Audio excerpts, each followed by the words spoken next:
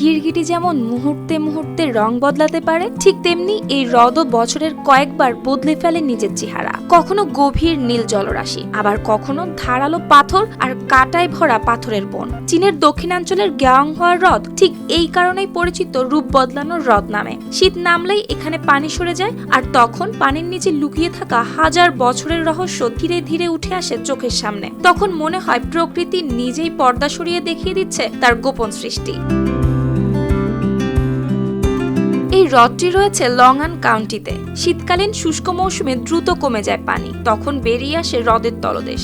মাটির ভেতর থেকে মাথা তোলা চুনাপাথরের উঁচু স্তম্ভ, ভাঙা ধার, সুচালো গঠন। দূর থেকে তাকালে সব মিলিয়ে মনে হয় যেন একটা পাথরের বন। বাতাসে শুকনো মাটির গন্ধ, পাথরের গায়ে রোদের খেলা দৃশ্যটাকে তখন করে তোলে আরো রহস্যময়। তখন শিলাগুলোর ধাঁধার মতো সাজানো বলেই মনে হয়। ফাঁকে ফাঁকে ঘাসের সবুজ রেখা টেনে দেয় আলাদা ছন্দ।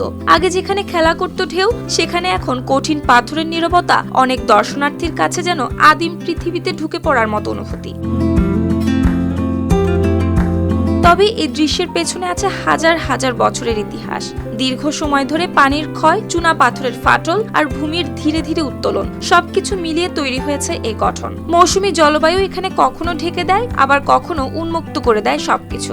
গ্রীষ্ম ও বর্ষায় বুচুয়ান নদীর পানিতে ডুবে যায় পুরো পাথুরে বন, আবার বসন্তে পানি কমে গেলে তলদেশ হয়ে যায় সোনালী গম ক্ষেতের মতো। গ্রীষ্মের সামান্য বৃষ্টিতে সেই রং বদলে যায় সবুজ চারণভূমিতে। তবে অক্টোবর থেকে ফেব্রুয়ারি এই সময়ে প্রকৃতি দেখায় তার সবচেয়ে সাহসী রূপ। নাংনিং শহরের কেন্দ্র থেকে শহর পথে প্রায় 2.5 ঘন্টার যাত্রা, এরপর 3 কিলোমিটার হাঁটার পথ। হাঁটা শেষ হলেই সামনে এসে দাঁড়ায় এই পাথরের বন। প্রকৃতির সবচেয়ে বিস্ময়কর রূপ তখন ধীরে ধীরে উন্মোচিত হয় চোখের সামনে।